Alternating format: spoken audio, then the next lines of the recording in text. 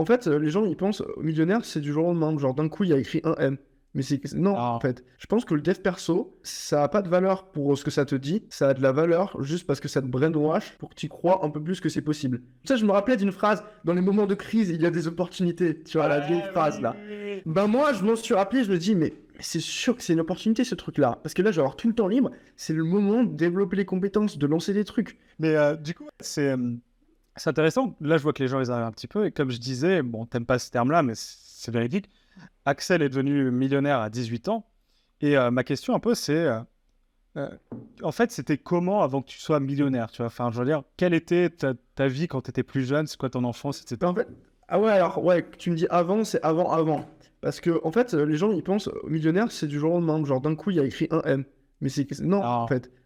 C'est au fur et à mesure et tu le vois même pas arriver. Je veux te dire, je sais même pas quel jour c'est arrivé. Parce que tu le vois pas arriver.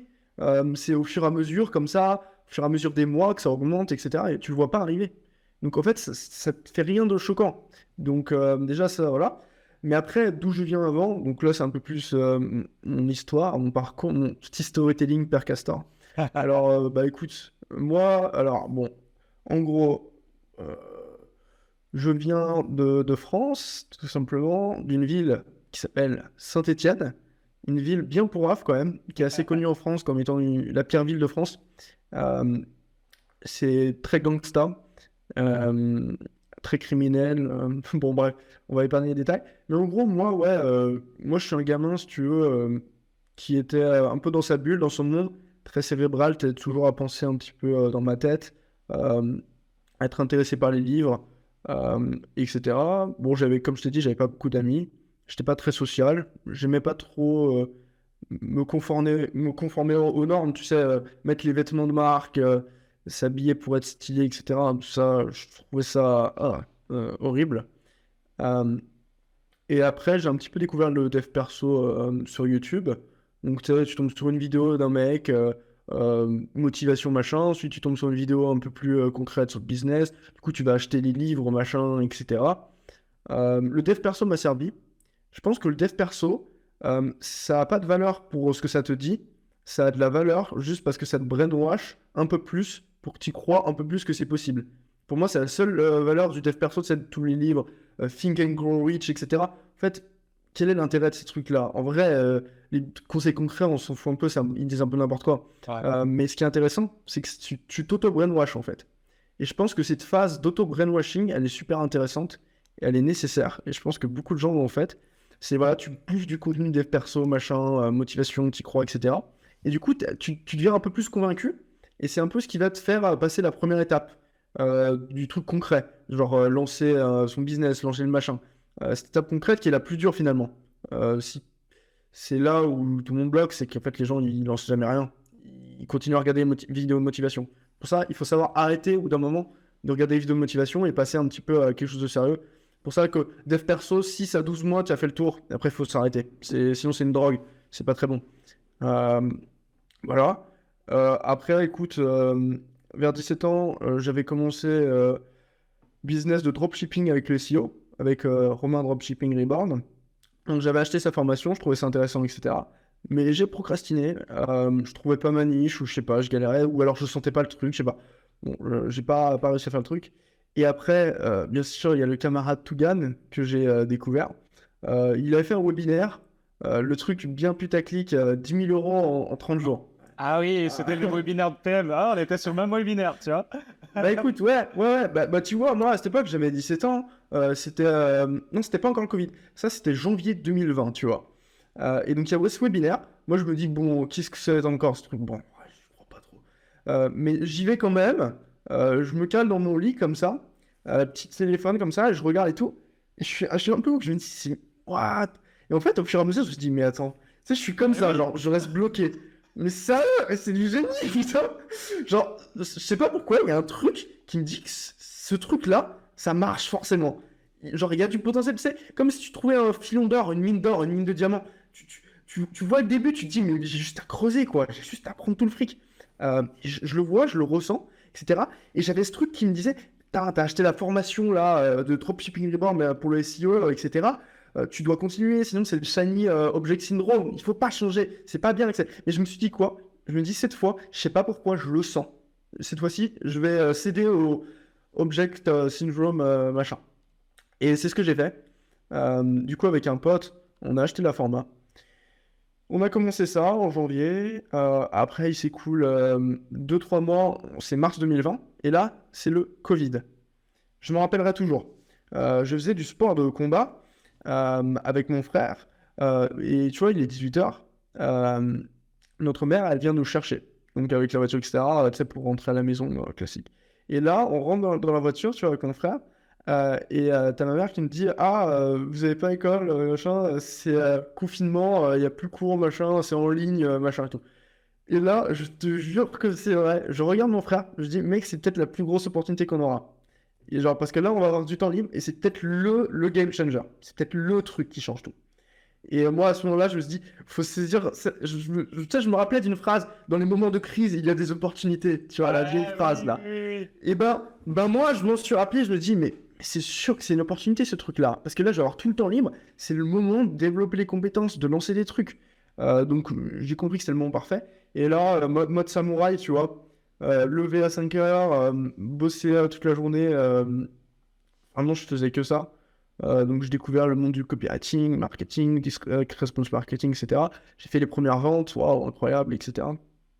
Et après, toute l'année 2020, du coup, je fais ça. Après, j'ai 17 ans, j'ai toujours 17 ans à ce moment-là. Je fais, honnêtement, je sais plus exactement, mais dans les 10-15 cas par mois, tu vois. Et je me rappelle, C'était quoi la je réaction me de tes rappelle parents à ça. ça? Ah bah justement, moi je vais te parler de ça. Ah, C'est qu'en fait, le truc c'est que moi, je l'avais un petit peu caché, enfin, j'avais pas... Je leur ai parlé de la première vente, des 2 ou 3 premières ventes, ils voyaient que je travaillais tout le temps, et du coup, ils me disaient, bah écoute, c'est cool, si t'aimes bien ce que tu fais, tu travailles dessus, bah franchement c'est cool, mais oublie pas les études, etc., c'est important pour toi, etc. Bon, moi j'y croyais pas une seconde. Et en fait, moi je leur disais pas que ça augmentait de 7, je leur ai pas dit quand c'était à 2 ou 3 000, je leur ai pas dit quand j'étais à 5-7. Moi, un jour, en octobre, c'était en octobre, on est, tu sais, le dîner de famille, tu vois. Il y a mon frère, il y a ma mère, il y a mon père, etc. Et là, avec mon frère, on a discuté, on a dit peut-être qu'on devrait leur dire là quand même que ça fait 10, qu'est-ce qu'il y a. Parce que j'utilisais la société de mon frère en fait, enfin le nom de mon frère, parce que moi j'avais 17 ans, je pouvais pas avoir de compte en banque. ouais.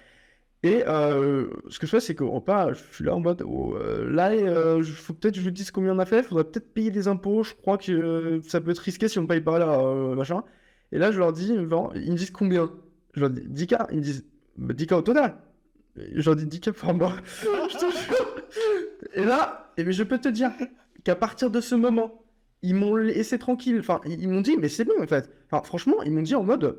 Et là, j'ai de la chance parce que j'ai des super parents, ils sont exceptionnels. Ouais. Ils m'ont dit, bah franchement, respect. T'as fait ton truc, ça marche. Continue et on t'encourage à continuer parce que ça marche. Et du coup, bah, à partir de ce moment-là, ils m'ont soutenu à fond, quoi. Ils m'ont pas parlé d'études, etc. Ils m'ont dit, bah, c'est bien, machin et tout.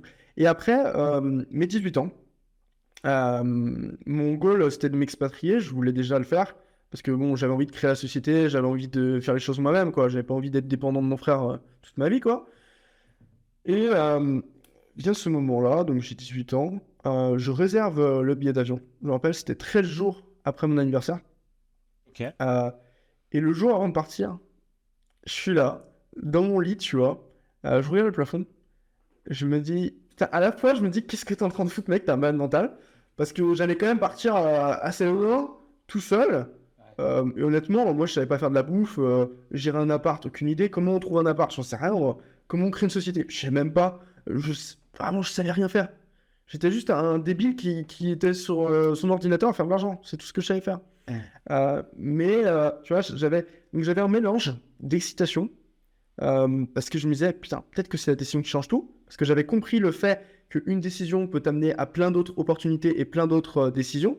Tu vois, par exemple, tu pars à l'autre bout du monde, tu rencontres une personne qui est intéressante que tu n'aurais jamais rencontrée si t'es pas parti, parce que tu n'étais pas au même endroit.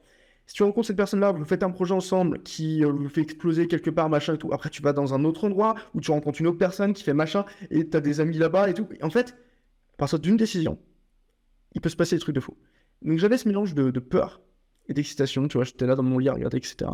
Je suis parti, même si j'avais un petit peu mal, tu sais, de quitter tes parents, t'as 18 ans, etc. Ça, c'est un petit peu dur. Mais je l'ai fait. Et c'est la meilleure décision de ma vie. De loin, de toutes les décisions. Euh, Ça m'a permis de rencontrer des gens incroyables, de me bouger, parce que quand tu es tout seul à l'étranger, bah, en fait, tu n'as pas trop le choix. Les responsabilités sont sur toi. Il n'y a pas machin qui t'aide, il n'y a pas ton pote, oh, ça va, machin. Ça m'a forcé à me développer socialement. Bah, on parlait des social skills en début. Bah, en fait, c'est pas servi sur un plateau d'argent, en fait. Les amis, les potes, les machins. Il faut aller les chercher. Parce que tu vois, quand tu es en France ou dans ton pays natal, tu as le lycée, tu vois, tu as des gens qui sont déjà autour de toi. C'est pas très dur, il suffit de dire bonjour, machin, etc. T'as ton cercle, t'as les amis de tes parents, les machins, les trucs. Honnêtement, t'as pas à aller chercher les gens. Les gens viennent à toi ou ils sont très proches de toi. Ouais, t'es né Quand t'es à avec. l'étranger, quand t'es à l'étranger, tout le monde s'en fout de toi. Personne te connaît. T'es un fantôme, t'es un nobody. Euh, il faut aller chercher, donc il faut aller faire des activités pour rencontrer des gens. Tu sais pas, tu vas dans le groupe Facebook des entrepreneurs du pays dans lequel tu es pour aller faire un meet-up, rencontrer le mec, on va ensuite te faire rencontrer le mec, etc. Tu viens pote machin et tout. Et en fait, il faut se forcer. Et ça, c'est un truc pas simple dont personne ne parle, mais c'est un des trucs les plus importants pour bien réussir son expatriation. C'est de se forcer à sortir de sa zone de confort et à développer ses social skills.